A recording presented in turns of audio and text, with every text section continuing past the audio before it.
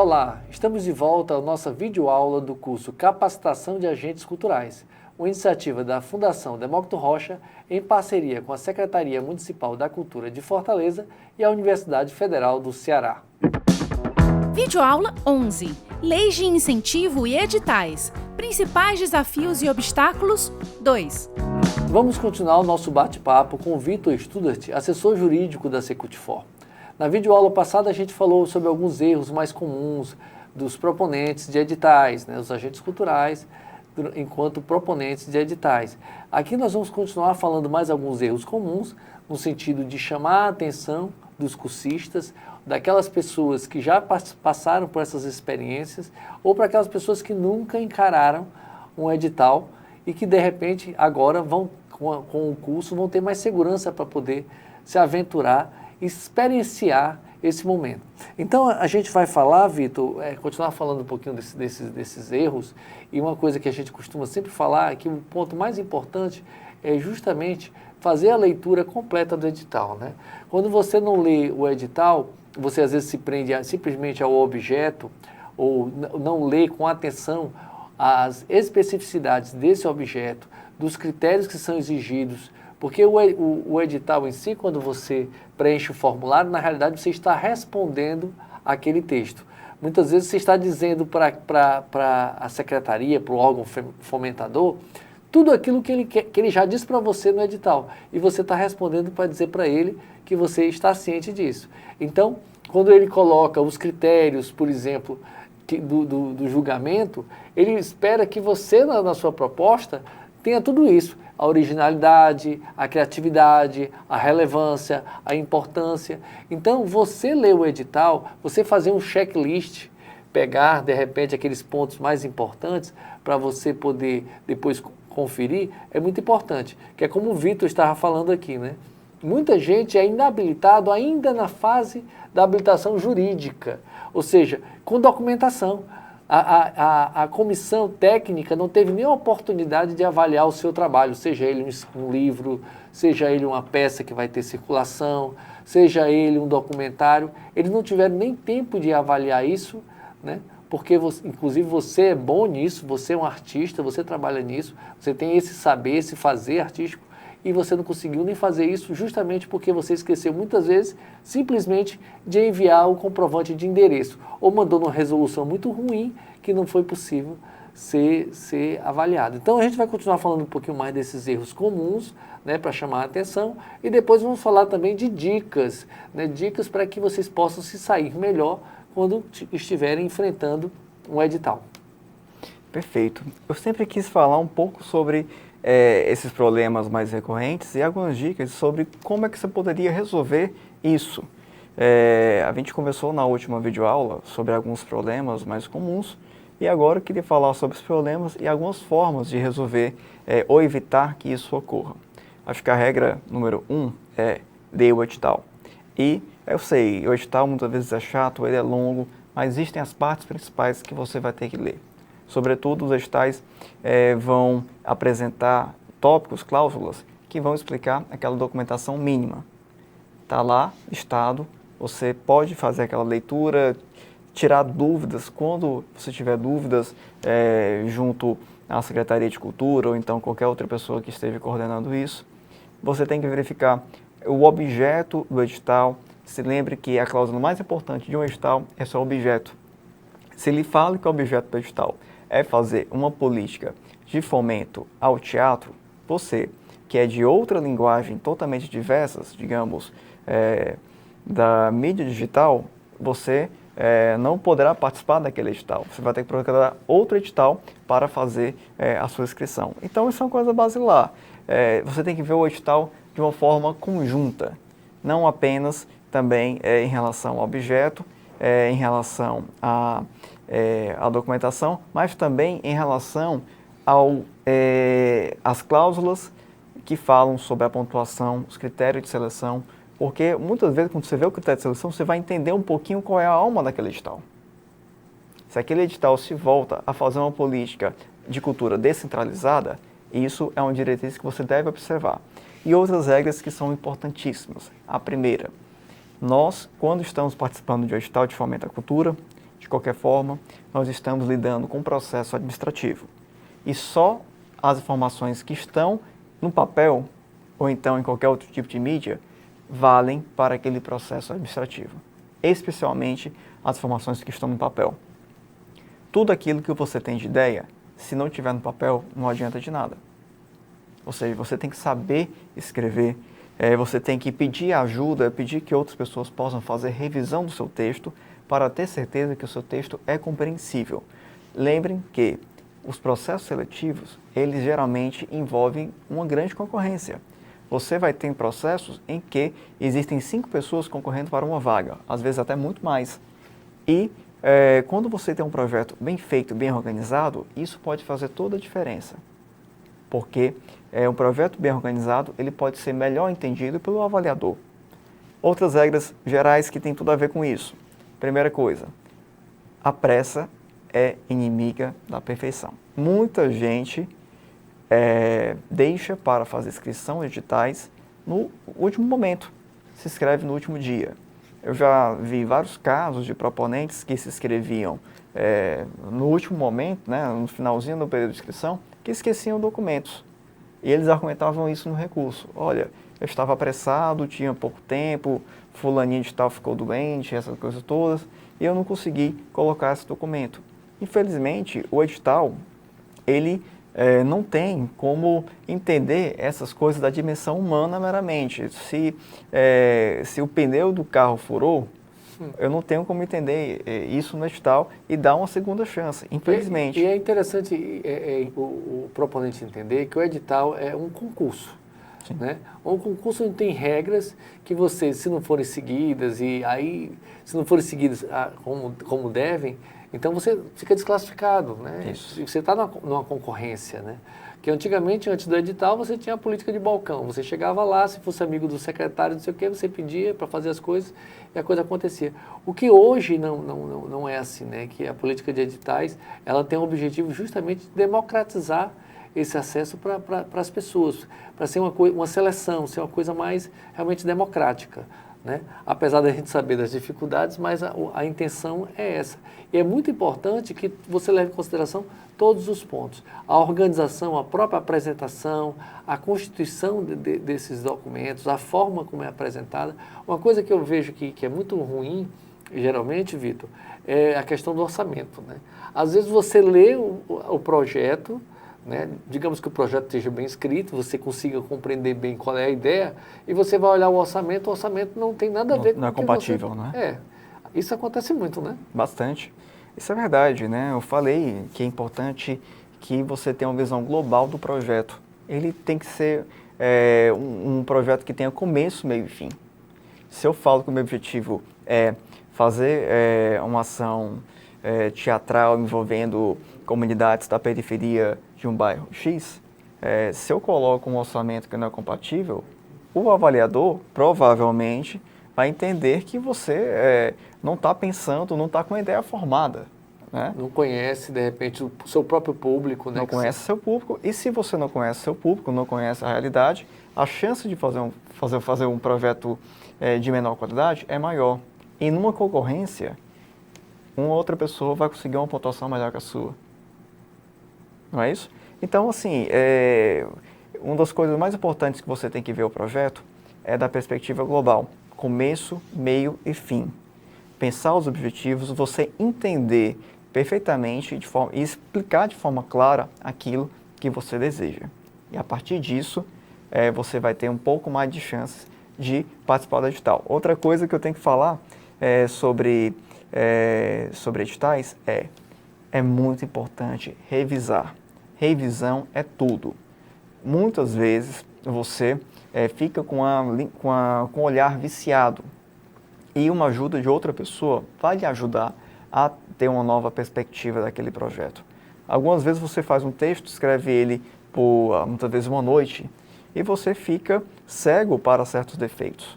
Então, assim, é muito importante que você peça para um amigo revisar. Se for possível, você pedir ajuda de produtores culturais, advogados ou outras pessoas que tenham experiência nessa parte edital. Isso faz toda a diferença, porque com isso você vai evitar a chance de deixar que um deslize bobo venha atrapalhar o seu pleito, né, a sua ideia, o seu interesse de ser contemplado e fazer um projeto bacana. E o que é que você pode falar para a gente a respeito de contrapartidas, Vitor? As contrapartidas, elas são também um desafio bastante considerável, porque todo edital vai pedir contrapartida de uma forma diferente. Nós temos, por exemplo, agora editais da Aldir Blanc, que a principal contrapartida exigida, no caso do subsídio, é que o espaço cultural ele faça ações para certo público, né? certo público após o momento que acabar a pandemia. Já o edital de fomento, ele pode aceitar em certas condições que o próprio produto virtual produzido já seria uma contrapartida quando disponibilizado ao público. Né? Bem como nós temos outros editais que vão ser precisos em relação ao montante de contrapartida. Os editais de fomento de cultura do Estado estabelecem um percentual de contrapartida que você vai ter que, inclusive, prever no seu plano de trabalho. Percentual de bens e serviços que devem ser economicamente mensuráveis. Então, tudo isso vai ter que estar composto lá, de forma clara e precisa, e também detalhada, explicada, para que você possa cumprir essa questão da contrapartida. A contrapartida, na realidade, é uma recompensa, né? O governo está fomentando o seu projeto, então, o que é que eu estou dando em troca disso, né? E, geralmente, você recebe mais do que você dá, né? Isso é uma coisa que eu aprendi na prática, né? Porque eu percebo que as pessoas têm muita raiva de contrapartida. As pessoas querem recurso, querem benefício, mas quando você fala da contrapartida, inclusive até colocar a logomarca do governo, a pessoa tem raiva, né? Vai estragar o livro. Vai estragar o livro, eles não querem, né? Isso aí. Então, e eu aprendi justamente porque na época que eu ganhei um edital, aí disseram que a contrapartida era para ir para o encontro de escritores. E na época eu não conhecia ninguém e eu disse, mas eu tenho que ir, obrigado, né? Então tem essa ideia do obrigado e tal. E para mim foi a melhor coisa do mundo, porque quando eu estava lá no meio deles, aí foi que eu pude apresentar meu trabalho, levei meus livros, conheci a maior parte dos escritores e aprendi que a contrapartida é uma coisa muito positiva, né? E que ela pode, na realidade, nos apresentar a muitas pessoas. E nesses editais, inclusive quando você trabalha com mecenato, por exemplo, você saber trabalhar com contrapartidas e oferecer boas contrapartidas em vários âmbitos, né? Porque a contrapartida pode ser inúmeras, pode ser uma contrapartida que você vai oferecer visibilidade de marca, você pode oferecer momentos de relacionamento, de negociação, dentro do espaço que está realizando um determinado evento. Você pode fazer várias coisas, visitas às escolas, vai depender muito também de quem vai patrocinar ou apoiar o seu evento. Então, de certa forma, tudo que você está fazendo é em prol da sociedade, porque é um recurso público que você está recebendo, e ao mesmo tempo você está tendo espaço de se divulgar e divulgar o seu projeto ou sua ação, né? Você vê que tem muita gente hoje em dia que tem projetos que todo ano acontecem, né? São projetos já que tem um calendário e tudo mais, e isso é muito positivo para quem trabalha como agente cultural. Tem muita agente cultural que tem empresas que vivem daquele produto que anualmente acontece. E que outras dicas nós poderíamos passar para nossos agentes? Uma coisa fundamental é organização. Como falei, todo o processo seletivo ele pode envolver 2 comissões ou até mais comissões que vão avaliar aquele projeto. Vou citar aqui o exemplo que quando você vai encaminhar uma documentação, você tem que pensar que aquela pessoa que vai ver aquele documento pode ser uma pessoa que não conheça um pouco do campo da arte. Pode ser uma pessoa formada em um campo totalmente diverso. Pode não ter experiência e vivência na cultura de uma forma um pouco maior. Então, imagine, a sua documentação está sendo vista por essa pessoa. A pessoa não vai saber que quem está fazendo aquele projeto é um artista que tem 10 anos de experiência, que tem experiências internacionais e essas outras coisas que seriam relevantes na perspectiva artística. Tem uma pessoa que vai ver uma documentação e quando ela vê essa documentação, ela vai fazer o seguinte procedimento, sim ou não. E se você não colocar a documentação organizada, se você não conseguir comprovar que existe um mérito cultural, que de fato você atende ao que exige o edital, você pode vir a ter problemas. Nós temos problemas com artistas que são experientes, são reconhecidos, e quando vão fazer o projeto, eles acham que pelo simples fato de já ter aquele notório conhecimento artístico, não precisaria colocar aquilo no papel, porque seja ele já tenha feito serviços para a Secretaria específica da Cultura, ou então outra entidade, ou porque existem matérias jornalísticas suficientes sobre a vida dele e acaba que não está lá. Então, assim, é muito importante você ter essa documentação organizada. Os artistas e agentes culturais mais organizados, eles possuem, por exemplo, um kit, uma documentação preparada para participar de editais. E o que é esse kit? Esse kit trata-se meramente de uma organização interna. Ele vai juntar os seus atos constitutivos, a sua documentação relativa à regularidade fiscal, certidões negativas, para dizer, né? Vai juntar também clipping de mídias, é uma prática muito importante aos artistas. Toda vez que você faz uma ação e que essa ação vai para a mídia, guarde aquela ação, guarde aquela matéria e vá juntando isso em um arquivo. Você vai fazendo o seu clipe de mídia, vai atualizando ele de forma constante e quando você precisar, você já vai ter aquilo pronto. Você já vai ter uma documentação suficiente e boa para comprovar que efetivamente você tem experiência cultural naquele segmento ou em outros segmentos.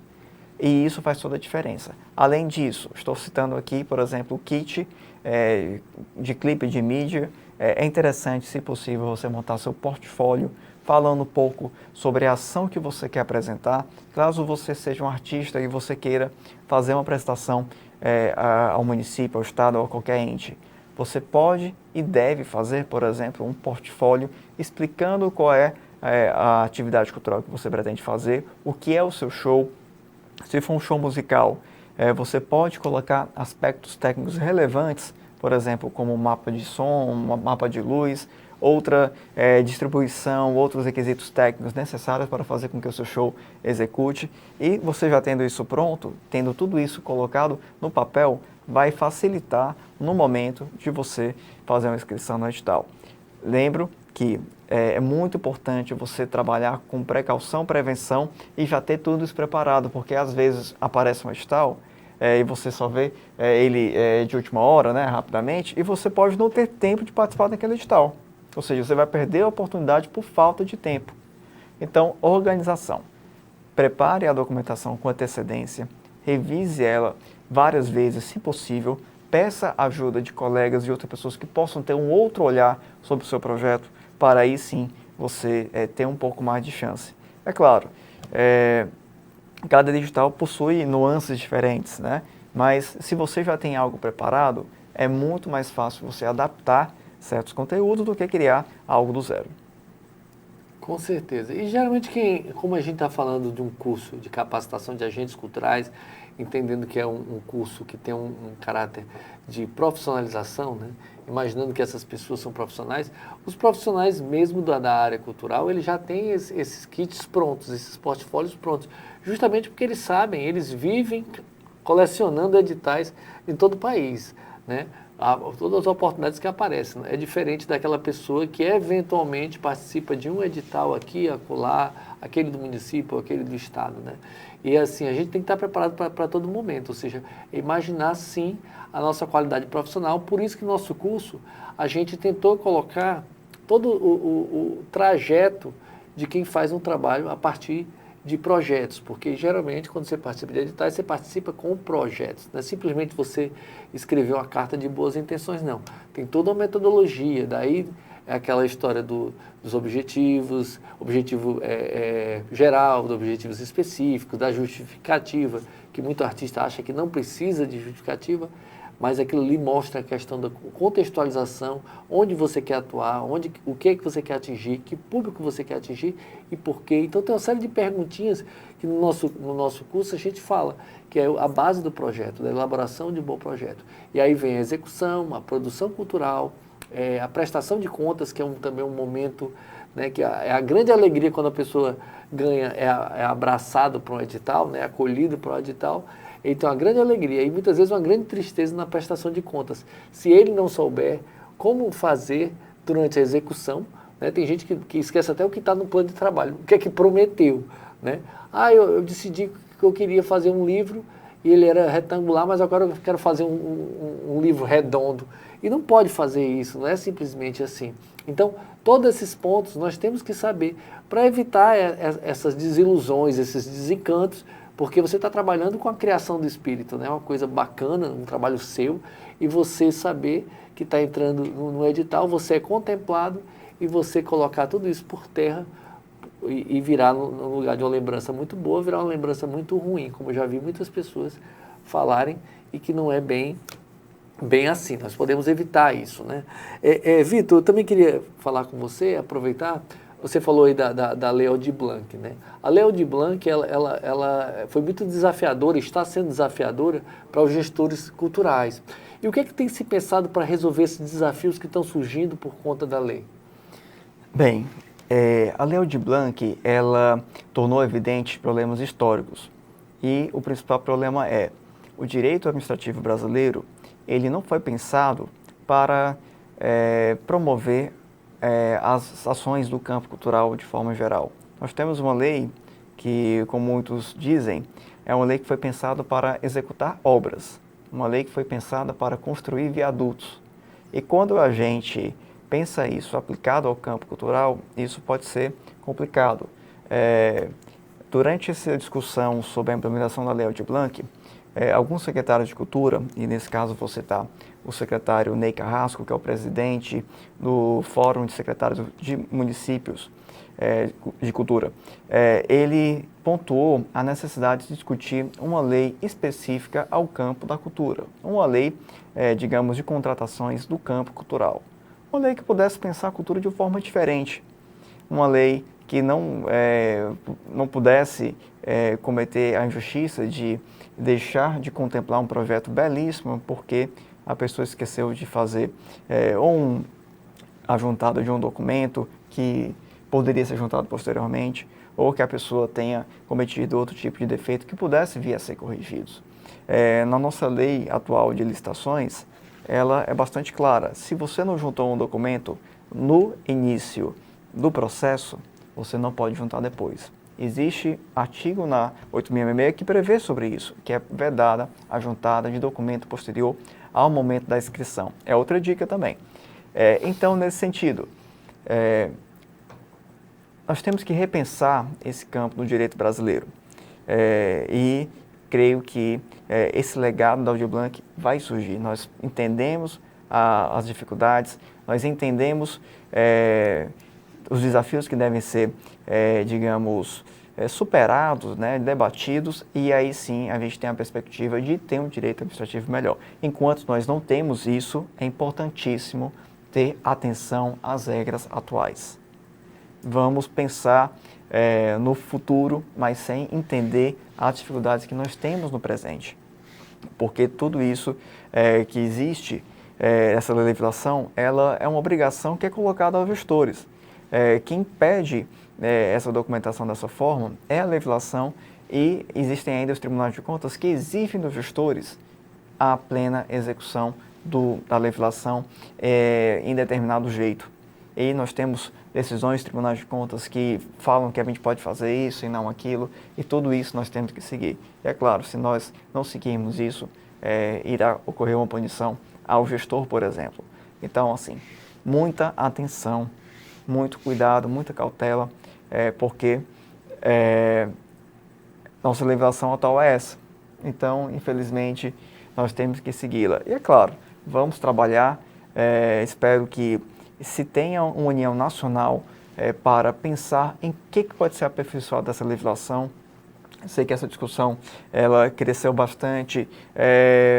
Nesse momento da Aldir Blanc nós tivemos vários fóruns de advogados que trabalhavam em Secretaria de Cultura, que estavam debatendo o que poderia ser melhorado, as alternativas, como diminuir a burocracia e aí sim pensar em um sistema de fomento à cultura que seja mais fluido, que seja mais amigo, mais maleável ao campo cultural. Muito obrigado, Vitor. Gente, infelizmente nós vamos ter que encerrar, né? Nossa videoaula tem um tempo para encerrar. Eu espero realmente que essa nossa discussão tenha sido proveitosa. O que nós vamos oferecer de conteúdo nos fascículos vai ser muito importante para enriquecer o que nós passamos aqui nesse nosso momento de conversa, nessa discussão. E eu espero que vocês continuem acompanhando os fascículos, as nossas radioaulas, nossas videoaulas e tenham bons estudos. No final, o objetivo é que nós realmente possamos nos capacitar e nos tornarmos profissionais melhores. Então, fiquem com a gente.